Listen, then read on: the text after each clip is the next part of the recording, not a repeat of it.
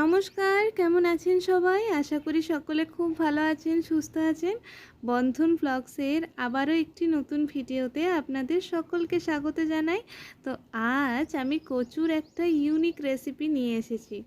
ছোটোবেলায় যখন কালী পুজোয় দেশের বাড়ি যেতাম, তখন এই রেসিপিটা আমরা খেতাম এবং এই রেসিপিটা আমার ছোটোবেলা তখন থেকেই না খুব প্রিয়।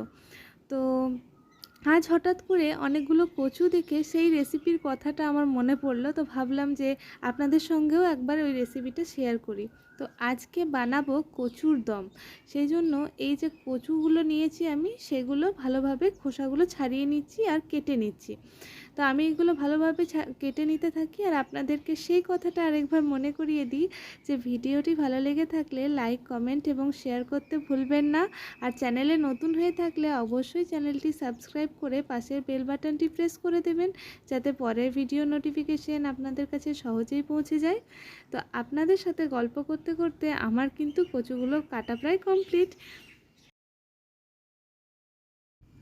তো কাটা বাছা কমপ্লিট, এবার চলুন মূল রান্নায় চলে যাই। তো কচুটা আমি নুন দিয়ে শুধুমাত্র সেদ্ধ করে নিয়েছি, মানে প্রেসারে 3-4টে সিটি দিয়েছিলাম, আর কিচ্ছু কিন্তু এর মধ্যে দিইনি। তো দেখাই কচুটা কেমন সেদ্ধ হয়েছে। আপনারা হয়তো দেখে বুঝতেই পারছেন যে কচুটা কীরকম সেদ্ধ করেছি। তো চলুন এবার মূল রান্নায় চলে যাই। তো ফ্রাইং প্যানের মধ্যে সর্ষের তেল গরম করে নিলাম, আর তার মধ্যে ফোড়ন হিসাবে দিয়ে দেব আমি 5 ফোড়ন। এখানে আপনারা শুকনো লঙ্কা দিতে পারেন, আমি দিচ্ছি না। তো কত কম উপকরণে আর কত চটজলদি এই রান্নাটা হয়ে যায়, তাই আপনাদেরকে আজকে শেয়ার করেছি।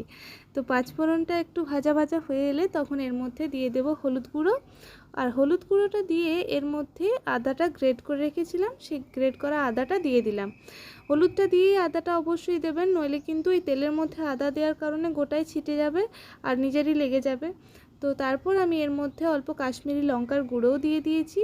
তো তারপর যে সেদ্ধ করে রাখা কচুটা ছিল সেটাও এর মধ্যে অ্যাড করে দিলাম। তো সমস্ত উপকরণের সঙ্গে কচুটা ভালোভাবে মিশিয়ে নিয়ে অল্প আঁচে ফুটতে দেব। তো একটু এটা তো আগের থেকে সেদ্ধ করা আছে, তো রান্না করতে বেশিক্ষণ সময় লাগবে না। তারপর পরিমাণ মতন চিনিও এর মধ্যে মিশিয়ে দিয়েছি। তো ভালোভাবে নেড়ে চেড়ে এটা একটু ফুটে গেলেই নামিয়ে নেব। তো এর মধ্যে আরেকটি উপকরণ আমি অ্যাড করব, সেটা হচ্ছে ভাজা মশলা। তো ভাজা মশলাটা আমি কিন্তু নামানোর পর এর মধ্যে দেব। তো কচুর দমটা একটু এরকম গ্রেভি গ্রেভি হবে। তো চলুন এবার এটাকে নামিয়ে ফেলি। আর ভাজা মশলাটা কি দিয়ে বানিয়েছি সেটা আগে বলে দিই। এটার মধ্যে আছে শুকনো খোলায় ভেজে রাখা গোটা জিরে, শুকনো লঙ্কা, 5 ফোড়ন। এগুলো আমি শুকনো খোলায় ভেজে নিয়েছি, তারপর এটাকে গুঁড়ো করে নিয়েছি। তো কচুর দমটা আমার প্রায় রেডি হয়ে গেছে। তো চলুন এটাকে নামিয়ে নিলাম, আর এবারে এই ভাজা মশলাটা এর ওপর থেকে ছড়িয়ে দিলেই একেবারে রেসিপিটি রেডি হয়ে যাবে। তো আজকের রেসিপি আপনাদের কেমন লাগলো জানাতে অবশ্যই ভুলবেন না। আর ভিডিওটি ভালো লাগলে লাইক, কমেন্ট এবং শেয়ার করুন। চ্যানেলে নতুন হলে সাবস্ক্রাইব করে দিন। দেখা হচ্ছে আবার নেক্সট ভিডিওতে। ধন্যবাদ।